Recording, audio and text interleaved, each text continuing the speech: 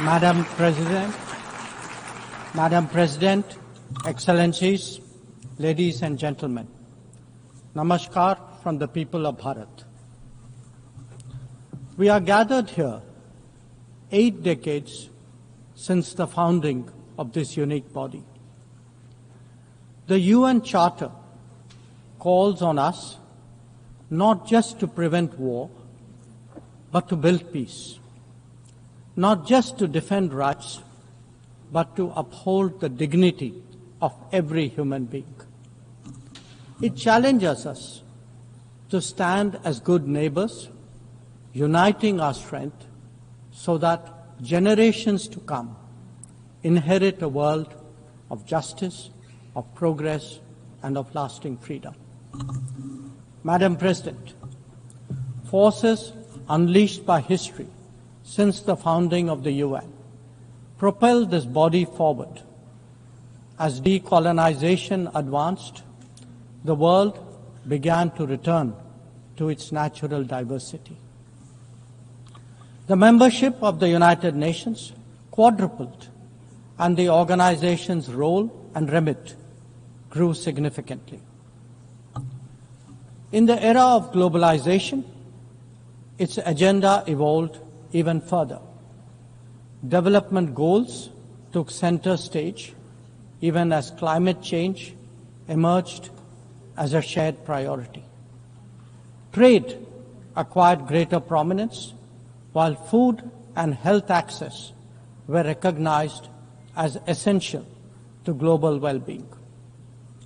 Where security was concerned, the UN undertook peacekeeping operations and promoted disarmament discussions. As a result, the UN became a natural platform to debate key global issues. Madam President, we must ask ourselves today, how has the UN lived up to expectations?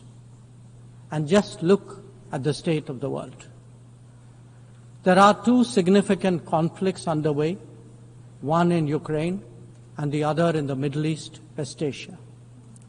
Innumerable other hotspots don't even make the news. The slow progress of the SDG Agenda 2030 presents a sorry picture.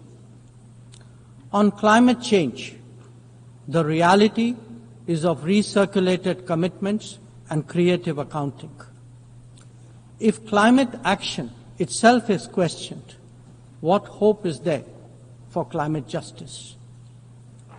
When a once-in-a-century pandemic hits us, we saw open discrimination in access to vaccines and to travel.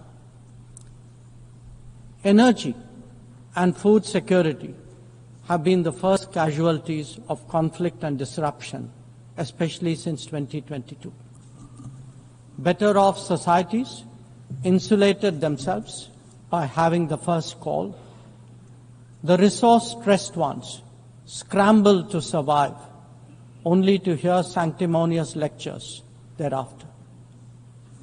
When it came to trade, non-market practices gamed rules and regimes. The resulting concentration exposed the world to leveraging. On top of that, we now see tariff volatility and uncertain market access. As a result, de-risking is a growing compulsion, whether from limited sources of supply or over-dependence on a particular market. Economic concerns have other dimensions as well.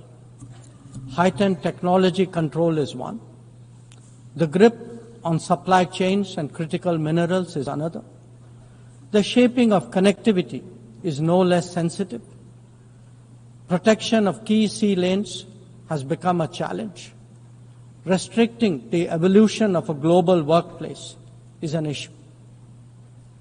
Each makes a compelling case for more international cooperation, not less. But are we really headed in that direction? And where has the UN actually made a difference?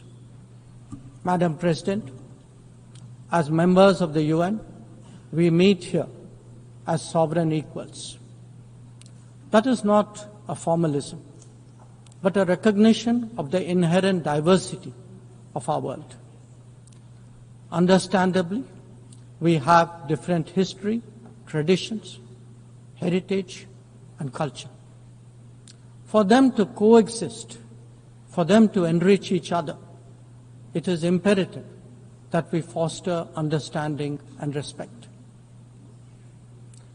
This will only happen when we resist political interference and economic pressures, when narratives are free of prejudice, when double standards are abjured, and when pluralism is truly appreciated. Madam President, Excellencies, while asserting our rights, we must also firmly face up to threats. Countering terrorism is a particular priority because it synthesizes bigotry, violence, intolerance, and fear. India has confronted this challenge since independence, having a neighbor that is an epicenter of global terrorism. For decades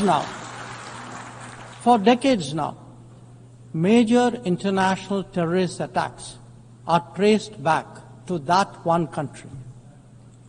UN's designated lists of terrorists are replete with its nationals. The most recent example of cross-border barbarism was the murder of innocent tourists in Pahalgam in April this year. India exercised its right to defend its people against terrorism and brought its organizers and perpetrators to justice. Because terrorism is a shared threat, Madam President, it is essential that there is much deeper international cooperation.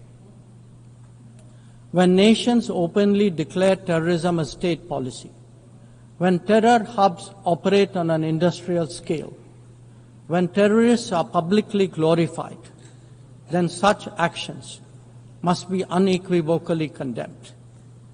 The financing of terrorism must be choked, even as prominent terrorists are sanctioned. Relentless pressure must be applied on the entire terrorism ecosystem. Those who condone nations that sponsor terror will find that it comes back to bite them. Madam President, an objective report card will show that the UN is in a state of crisis. When peace is under threat from conflicts, when development is derailed by lack of resources, when human rights are violated by terrorism, the UN remains gridlocked. As its ability to forge common ground diminishes, belief in multilateralism also recedes. Central to the erosion of the UN's credibility has been resistance to reform. Most members strongly desire change, but the process is being made an obstacle to the outcome. It is imperative that we see through this cynicism and purposefully address the reform agenda. The historical injustice done to Africa should be redressed. Both permanent and non-permanent membership of the Council must be expanded.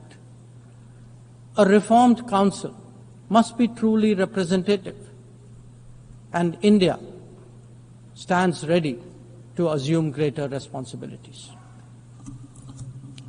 Madam President, today the predicament of the Global South is especially acute.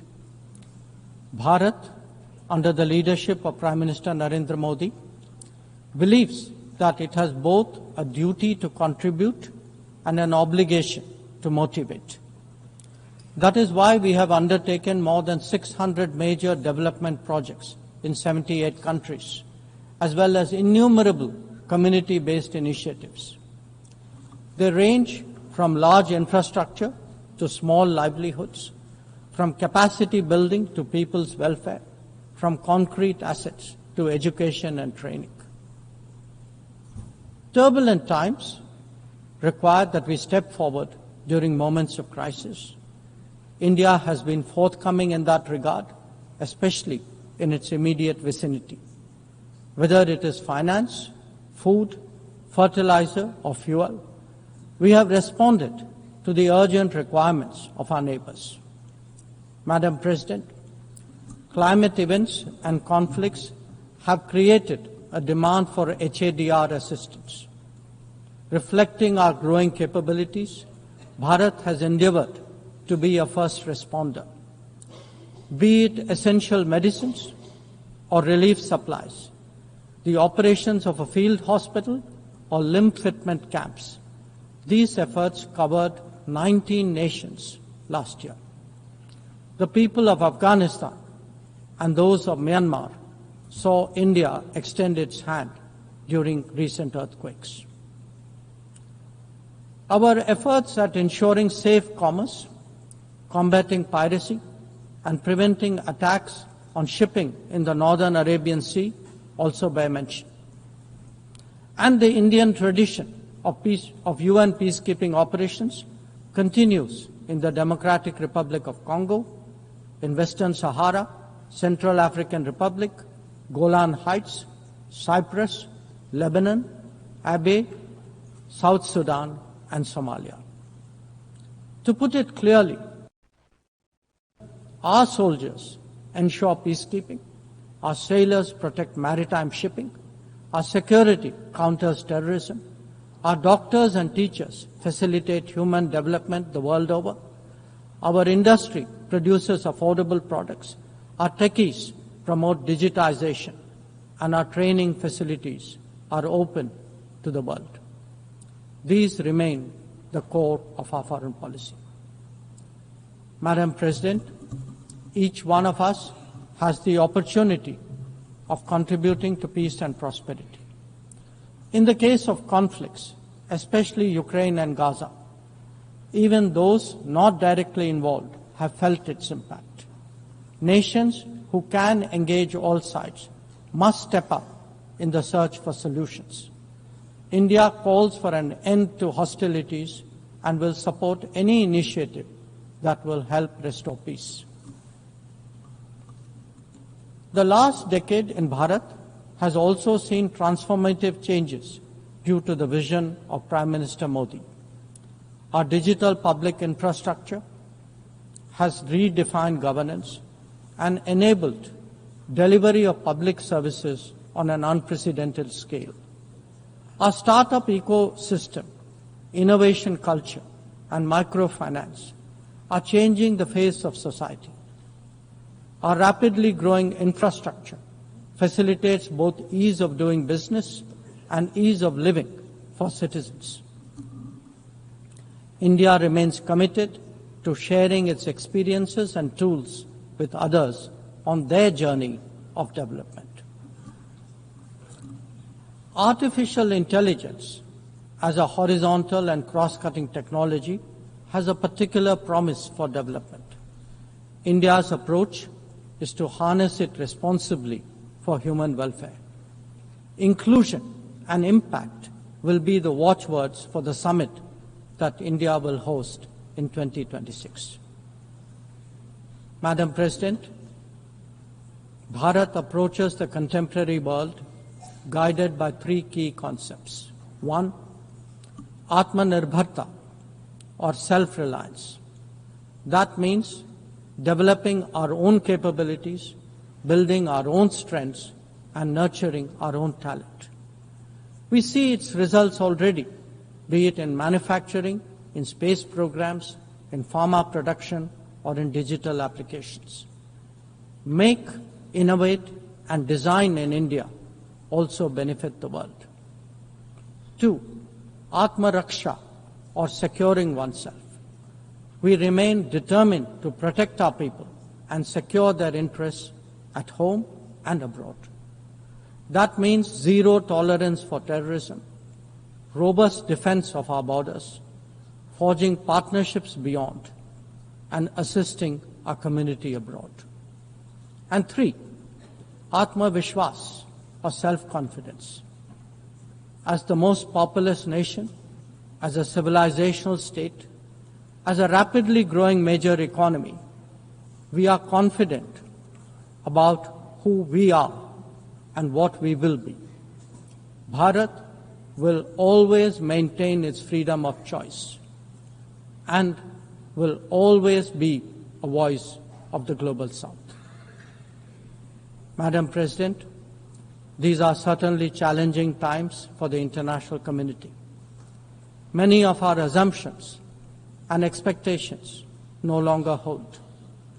In such circumstances, it is imperative to stay strong, to hold firm, and to deepen friendships.